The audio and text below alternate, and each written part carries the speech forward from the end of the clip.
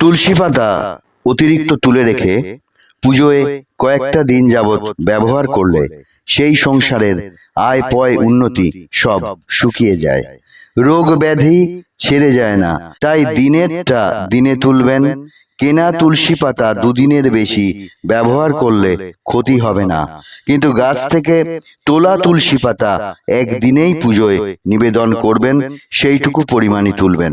অর্থাৎ রোজেরটা রোজ তুলবেন আর ঠাকুরকে দেবেন। আর তুলসী পাতা গাছ থেকে তোলার আগে 3বার করতালি দিয়ে করজোড়ে নমস্কার করে সেই প্রণাম নিজের কপালে ঠেকিয়ে রোজ বলবেন, বৃন্দে তোমাকে শ্রীকৃষ্ণের চরণে নিবেদন করব। এতে বিপুল উন্নতি আসবে সংসারে। তারপর পাতা তোলা শুরু করবেন।